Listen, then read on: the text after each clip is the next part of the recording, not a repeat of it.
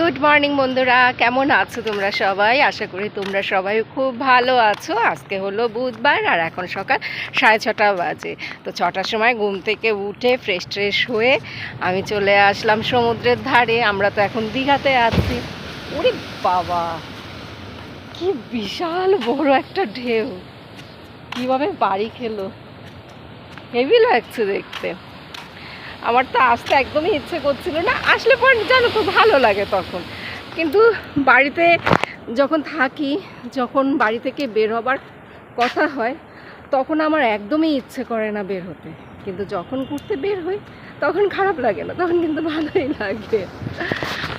কৃপা অর্জুন হোটেলের রুমে আছে, ওরা ঘুমাচ্ছে।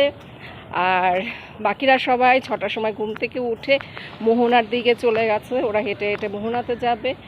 আর আমি এখানে আসলাম, দেখি নিউ দীঘা অবধি হেঁটে যেতে পারি কিনা। ইচ্ছে তো আছে নিউ দীঘা অবধি হেঁটে যাওয়ার, কারণ এই সকালবেলা এই সমুদ্রের ধার দিয়ে হাঁটতে খুব ভালো লাগে। আর ওয়েদারটা বেশ ভালো, যদি ঝুপ করে বৃষ্টি না হয়। মেঘলা আকাশ, যখন তখন বৃষ্টি হবে, ওটাই একটু চিন্তার বিষয়। ছাতা ফাতা নিয়ে বের হইনি, আমার কাঁধে দেখো কোনো ব্যাগ নেই। ছেলে মেয়ে আমার সাথে থাকলে তখন আমাকে ব্যাগটা নিতেই হয়। তো ছেলে মেয়েকে নিয়ে বের হয়নি, তো সেই জন্য আর ব্যাগটা নিয়ে বের হয়নি। শুধু মোবাইলের কভারে 50 টাকা আছে, যদি কিছু খেতে ইচ্ছে করে কিনে খাবো, সেই জন্য শুধু 50 টাকা নিয়ে বের হলাম। গতকাল রাতেও খুব জোয়ার ছিল, আর এখনও তাই, বিশাল বড় বড় ঢেউ। আর এটা নতুন দেখছি সিঁড়িটা এর আগে দেখিনি, ভালো করেছে।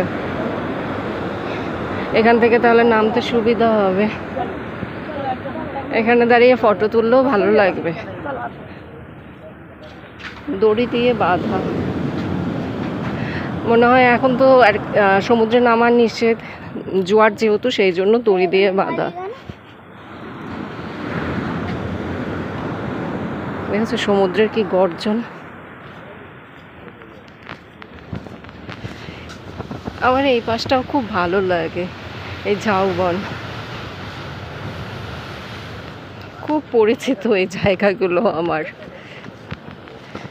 বহুবার দীঘাতে আসা হয়, তো ওই জন্য এই সমস্ত জায়গাগুলো ভীষণ পরিচিত। 7টা বাজে এখন, তা আধ ঘন্টা হেঁটে আমি চলে আসলাম নিউ দীঘাতে।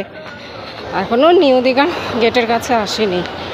ওই যে নিউ দীঘার গেট দেখা যাচ্ছে নীল রঙের।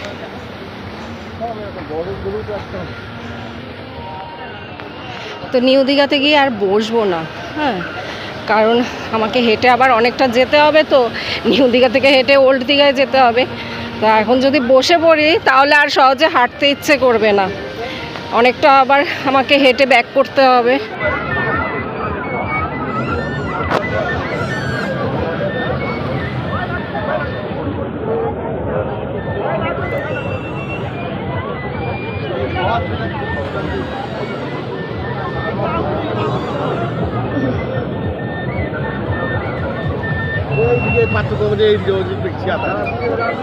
বাসের সুরটা বেশ ভালো লাগছিল, আর এই সুরটা কোন গানের সুর সেটাও আমি বুঝতে পারছিলাম। রেখা আর অমিতাভ বচ্চনের একটা গান, অনেক পুরনো একটা সিনেমার গান এটা। আমি গানটা মাঝে মধ্যেই শুনি। আর তোমাদেরকেও নিউ দীঘার অরিজিনাল যে আর কি ভিউটা, তারপরে বাঁশির সুর সবই শোনালাম, আমি মিউট করিনি, তোমরা যাতে দীঘার ফিলিংসটা পাও সেই জন্যই তোমাদের সাথে এইটুকু শেয়ার করলাম। খুব বেশিক্ষণ সময় এখানটাতে আমি থাকিনি, 10 মিনিট মতো ওখানটাতে দাঁড়িয়েছিলাম। তারপর আবার ওল্ড দীঘার উদ্দেশ্যে হাঁটা শুরু করলাম। ভাবলাম এখানে যদি আবার বসে পড়ি তাহলে হয়তো বসেই থাকতে ইচ্ছে করবে। তো আমাকে যেতে হবে ওল্ড দীঘাতে, এখানে বসে থেকে লাভ নেই। তাছাড়া রোদ উঠে গেলে তখন আর একদমই হাঁটতে ইচ্ছে করবে না। আর বৃষ্টি তো যখন তখন হচ্ছে, বলতে পারো সারাদিনই মোটামুটি এখানে এখন বৃষ্টি হচ্ছে। দরকার হয় ওল্ড দীঘার ওখানে সমুদ্রের ধারে বসে থাকবো, এখানে বসে সময় নষ্ট করার কোনো দরকার নেই। আর আজকে আমার যেন কি মনে হচ্ছে, আমার মনে হচ্ছে আমি সমুদ্রের সাথে কম্পিটিশন দিচ্ছি হাঁটার। মনে হচ্ছে আমি আর সমুদ্র শুধু ছুটে যাচ্ছি আর ছুটে যাচ্ছি। সমুদ্রকে আমি বলছি তুমি একটু আস্তে ছোট, তোমার সাথে আমি এত ছুটতে পারবো না। আমার কিন্তু সেই ফিলিংসটাই হচ্ছিল। মনে হচ্ছে সমুদ্রের ঢেউকে পেছনে ফেলে রেখে আমি সমুদ্রের আগে ছুটে চলে যাব। কত বোকা আমি বলো, সমুদ্রের সাথে আমি কম্পিটিশন দিচ্ছি। আসলে এটা যদি আমি না ভাবতাম তাহলে আর আমার একা একা হাঁটতে ভালো লাগতো না। আমি যেহেতু মনে মনে সমুদ্রের সাথে কম্পিটিশন দিচ্ছিলাম, সেই জন্য আমার হাঁটতে বেশ ভালো লাগছিল। একা একা এতটা রাস্তা আমি হেঁটে যাওয়া আসা করতে পারলাম। ওল্ড দীঘা থেকে নিউ দীঘার দূরত্ব কিন্তু অনেকটাই। প্রথম দিকে না আমার একটু একটু খারাপ লাগছিল, ভাবছিলাম একা একা এতটা রাস্তা হেঁটে যাব, সেটা ভেবেই খারাপ লাগছিল। তারপর যখন হাঁটা শুরু করলাম তখন মনে হলো না, আমি একা নেই, আমার সাথে এই বিশাল বড় এক সমুদ্র আছে, বিশাল বড় এক আকাশ আছে। আজকে সমুদ্রকে আমার প্রতিদ্বন্দ্বী বানালাম, সমুদ্রের সাথে আজকে আমি কম্পিটিশন দিচ্ছি। আর তাছাড়া তোমরা তো আছোই, আমি যখন নিজেকে একা মনে করি তখন আমি ভাবি যে না, আমার বন্ধুরা আছে ইউটিউবের। তোমাদের সাথে গল্প করতে করতে দেখো নিউ দীঘা থেকে ওল্ড দীঘায় চলে আসলাম। হোটেলের রুমে এসেছিলাম জল খেতে, আমি তো জল নিয়ে বের হইনি, জল তেষ্টা পেয়েছিল খুব। জল খেয়ে কৃপা অর্জুনের সাথে দেখা করে আবার সাথে সাথেই বেরিয়ে পড়লাম। খুব খিদে পেয়েছে, ভাবছি ডিম টোস্ট খাবো। দীঘা আসলে ডিম টোস্ট আমি খাবোই খাবো। দীঘা আসলে আমার না দুবার ব্রেকফাস্ট হয়ে যায়। একবার ডিম টোস্ট খাই ভোরবেলার দিকে, আবার একটু বেলা হলে কচুরি খেয়ে নিই। কচুরিটাও খেতে ভালো লাগে, ডিম টোস্টটাও খেতে ভালো লাগে। ভাবছিলাম ওই সি বিচের ওখানে আর কি, যেখানে বসার জায়গা রয়েছে ওখানটাতে বসে খাবো, কিন্তু এখন সমুদ্রে প্রচণ্ড ঢেউ, ওখানে বসে খাওয়া যাবে না, সেই জন্য দোকানের সামনে বসেই ডিম টোস্টটা খেয়ে নিলাম। ওখানটায় তো বসতে পারলাম না, জল চলে আসছে, তো সেই জন্য এই বিশ্ব বাংলার এই ভিতরটাতেই বসলাম, এই ভেতরের দিকে। আর এখানে একদমই হাওয়া নেই, খুব গরম লাগছে। ওখানটায় খুব বসতে ইচ্ছে করছিল, কিন্তু ওই যে এখন তো সমুদ্রের জল একদম এদিকটায় চলে আসছে, অনেকেই ভিজে গেছে। তো ভিজতে আপত্তি নেই, কিন্তু ভেজা জামা কাপড়গুলো নিয়েই তো দুর্গতি। ঘুরতে এসছি, তারপর বৃষ্টি বর্ষা, যদি শুকোতে দেই ছাদে তাও শুকাবে না, আবার এই ভেজা জামা কাপড় ক্যারি করে সেই হাবড়া বয়ে নিয়ে যেতে হবে। কি দরকার ভেজাভেজি করার। এই দেখো ও পাশ থেকে জল এই পাশে চলে এসছে, আমি আর ওখানে বসে থাকতে পারছি না। আমি ভাবলাম এখানটায় দাঁড়িয়ে থাকি, এত বিশাল বিশাল ঢেউ। সেরকম বুঝলে এই পাশটায় আবার সরে আসবো, বসবো না, দাঁড়িয়েই থাকবো।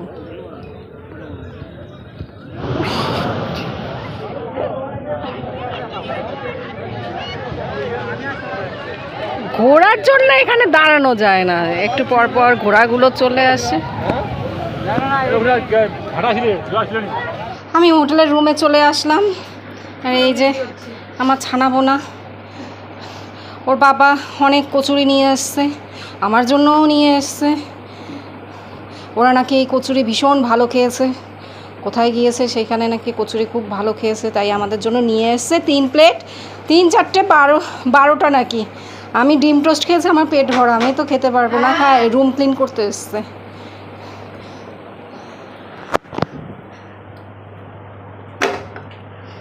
কি গরম লাগে। হ্যাঁ হ্যাঁ বাবু, এসিটা চালাতো, এই এসিটা বাড়িয়ে দে, গরম লাগছে প্রচণ্ড। অনেক বড় বড় কচুরি, তাই এগুলো 4টে করে খাওয়া একটু টাফ। ওরা সবাই বাইরে গিয়েছিল, বলে ওই জলে একটু আর কি ভিজবে, ওইখানটায় বসে থাকবে। তা আমি আর যাইনি, আমি অনেকটা হেঁটে এসেছি, তো আমি আর যাইনি, আমি রুমে শুয়েছিলাম, আর বাকিরা সবাই গিয়েছিল, কৃপা অর্জুনও গিয়েছিল। আবার আমাকে ফোন করে বলে আসো আসো আসো, যেই আমি গেলাম আর কৃপা অর্জুনও নাকি চলে এসছে, মানে আমি এক রাস্তা দিয়ে গিয়েছি আর ওরা আবার আরেক রাস্তা দিয়ে হোটেলের রুমে চলে এসছে। শুধু শুধু আমাকে এই ছোটাছুটি করালো। কৃপা আমার জন্য ডাব নিয়ে এসছে, ডাব খাচ্ছে, এর মধ্যে শ্বাস নেই। কচি কচি না কি বলে, কচি তো বলে। ডাব জলটা ভালো না, পানছে মিষ্টি না। এখন আমরা লাঞ্চ করছি, 1:45 বাজে বোধহয়। এখানে আছে ভাত আর ইলিশ মাছ। ওই যে ওরা মোহনা থেকে ইলিশ মাছ কিনে নিয়ে এসছে, সর্ষে ইলিশ আর ইলিশ মাছের ঝোল। ইলিশ মাছটাকে বেশি ভেজে দিয়েছে। আর সাথে তরকারি পাতে কিছু নেই না, শুধু 2 রকমের মাছ। হ্যাঁ, আর কোনো তরকারি নেই। এই যে সর্ষে ইলিশ আর ইলিশ মাছের ঝাল। ঝাল না, ঝোল। সকালবেলা তো ওরা সবাই মোহনাতে গিয়েছিল, সেখান থেকে এই ইলিশ মাছগুলো কিনে নিয়ে আসছে। তারপরে বাজারে যারা রান্নার দিদিরা থাকে তাদেরকে দিয়ে রান্না করিয়েছে। আর এখানের ইলিশ মাছগুলো খেতে সত্যি খুব টেস্টি, বেশ ভালো লাগছিল ইলিশ মাছগুলো খেতে। তবে রান্না অতটা ভালো করতে পারেনি। আমরা তো ইলিশ মাছ এরকম ভেজে রান্না করি না। অর্জুনের আজকে ভাত খেতে একটু অসুবিধা হয়েছে, ও তো কোনো মাছে খেতে পছন্দ করে না। তারপর আবার ইলিশ মাছ, প্রচণ্ড খাঁটা ইলিশ মাছের মধ্যে। তো আমার বরকে বললাম ওকে মাছ বেছে খাইয়ে দিতে। আর আজকে জানো, আমি এত সময় ধরে ভাত খেয়েছি, সবার খাওয়া হয়ে গেছে, আমার খাওয়া আর হচ্ছে না। যেটা সর্ষে বাটা করা হয়েছিল, তো সেই মাছ তো 1 পিসই দেওয়া হয়েছে সবাইকে। আর যেটা বেগুন দিয়ে মাছের ঝোল করা হয়েছিল, সেটাও সবাইকে 1 পিসই দেওয়া হয়েছে। এবার যে আর কি লেজ খাবে সে মাথাটা খেতে পারবে। তো আমি লেজ নিয়েছিলাম, সেই জন্য আমি মাথাটা পেয়েছি। আর আমার মেজো যা, ও লেজ খেয়েছিল, সাথে মাথাটা ফ্রি পেয়েছে। আমার আবার মাছের লেজা খেতে অনেক সময় লাগে। যাই হোক, আজকে আমার খেতে প্রচুর সময় লাগলো। এই ছাদের বসেই আমরা সবাই একসাথে খাওয়া দাওয়া করলাম। তারপরে আমার বর একটা সেই মিষ্টি কুমড়োর মতো বিশাল বড় এক আম নিয়ে এসেছিলো, সেটাই সবাই কেটে কুটে খেলাম। তারপর এই বিকালের দিকে আমরা আবার সবাই বের হলাম। এখন যাব জগন্নাথ দেবের মন্দিরে। এই সমস্ত জায়গাগুলো আমার কাছে এত পরিচিত, এত পরিচিত। আর এই একই জায়গাতে যে কত রকমের কত ফটো রয়েছে, ফটোগুলো যখন দেখি তখন ভাবি একই জায়গায় কত ফটো তোলা। প্রচুর ফটো রয়েছে এই সমস্ত জায়গার, আর সব ফটোগুলো প্রায় একই রকম লাগে। আমরা সবাই মিলে হাঁটি হাঁটি পা করে দীঘার জগন্নাথ মন্দিরে চলে আসলাম। মন্দিরের ভেতরে এসে জগন্নাথ দেবকে দর্শন করে এখন এখানটাতে বসে আছি। খুব ভালো লাগছিল এখানটাতে বসে থাকতে। লাইটগুলো অন করার পরে মন্দিরের সৌন্দর্য আরও বেড়ে গেল। আমরা সবাই এখানে বসে গল্পগুজব করলাম, ফটো তুললাম। মন্দির থেকে বেরোবার সময় আমাদের হাতে আবার ওই ছোট ছোট গজা দিয়েছিল, সেই প্রসাদ খেলাম। তোমাদেরকে মন্দিরের বাইরের দিকটা দেখিয়ে দিচ্ছি। অপূর্ব লাগছে না দেখতে লাইটগুলো জ্বালানোর পর? মন্দির দেখে যেই আমরা বের হলাম অমনি বৃষ্টি শুরু হলো। তারপর হোটেলের রুমে গিয়েই অনেকক্ষণ সময় বসে রইলাম। তারপর আমি আর কৃপা রাতের বেলা বের হলাম বিরিয়ানি আনার জন্য। মুষলধারে বৃষ্টি হচ্ছে, এর মধ্যে আমি আর কৃপা বড় একটা রেস্টুরেন্টে গিয়েছিলাম বিরিয়ানি আনতে। ওই দোকানের বিরিয়ানিটা খেতে খুব ভালো লেগেছিল, কিন্তু সেই দোকানে গিয়ে আমরা আর বিরিয়ানি পেলাম না। তারপর ওই রেস্টুরেন্টের উল্টো দিকে একটা ছোট দোকান ছিল, সেখান থেকেই পচা বিরিয়ানি কিনে আনতে হলো। ওই রেস্টুরেন্টের বিরিয়ানি খেতে খুব ইচ্ছে করছিল, কিন্তু খাওয়া আর হলো না, সেই জন্য মনটা খারাপ হয়ে গেল। কারণ যে বিরিয়ানিটা কিনে নিয়ে এসেছি সেটা একদমই ভালো ছিল না। 2টো বিরিয়ানি কিনে আনা হয়েছে। এখন রাত 10টা বাজে, আর আমাদেরকে দেখতে তো একদম লালচে টাইপের দেখাচ্ছে, কালো হয়ে গেছিল, লালচে লালচে দেখাচ্ছে ওই লাইটিংয়ের জন্য। রাতে 2বার ডিনার হয়েছে, চিকেন বিরিয়ানি খেলাম, তারপর আবার রুটি তড়কা মিষ্টি এসব খেলাম। আমার বর তো চিকেন বিরিয়ানি খায়নি, ও রুটি তড়কা নিয়ে এসেছিল কিনে, তো সেই ওর সাথে আবার আমরা রুটি তড়কা মিষ্টি এসব খেলাম। আর চিকেন বিরিয়ানিটা কি জঘন্য, কি জঘন্য! ওই চিকেন কষা রান্না করে তার মধ্যে বাসমতি চালের রাইসটাকে মিশিয়ে দিয়েছে। রাইসটা বাসমতি চালের ছিল, কিন্তু ওই যে গোলাপ জল, কেওড়ার জল, আমরা এগুলো যে দেই বিরিয়ানি মশলা, এগুলো তো দিয়ে বিরিয়ানি রান্না করি, সেসবের কিচ্ছু দেয়া হয়নি। ভাবলাম ওই রেস্টুরেন্ট থেকে বিরিয়ানি কিনে খাবো, সে আর হলো না। ওই রেস্টুরেন্টের বিরিয়ানিটা খেতে এত ভালো ছিল, সে আর আমাদের কপালে জুটলো না। দীঘাতে আসলে আমরা সাধারণত বিরিয়ানি খাই না, কিন্তু গতবার বাবু মার সাথে এসে ওই রেস্টুরেন্টে আমার বাবা মা আমার বোন এসেছিলো, সবাই আমরা এসেছিলাম। তো ওই সময় রেস্টুরেন্টে বিরিয়ানি খাওয়া হয়েছিল, তখন ভালো লেগেছিলো, সেই জন্যই ভাবছিলাম ওই রেস্টুরেন্ট থেকে বিরিয়ানি খাবো। সে তো আর কপালে জুটলো না, তারপরে ওই দোকান থেকে বিরিয়ানি নিতে হলো। তাই বললাম যে কি বিরিয়ানি রান্না করে, এর থেকে কত ভালো বিরিয়ানি আমরা বাড়িতে বানাই। আর এই বিরিয়ানি খেতে নাকি ওদের কাছে খুব ভালো লেগেছে। হ্যাঁ, আর মা যেটা আর কি ভালো করে রান্না করে সেটা ভালো লাগে না। বাইরে এখনো বৃষ্টি হচ্ছে, বৃষ্টি না হলে আমি আবার সি বিচের ওখানটাতে যেতাম, কিন্তু এত বৃষ্টি সি বিচের ওখানে কি করব, ওখানে তো আর কোনো শেড ফেড কিচ্ছু নেই, তো সেই জন্য আর বাইরে বের হইনি।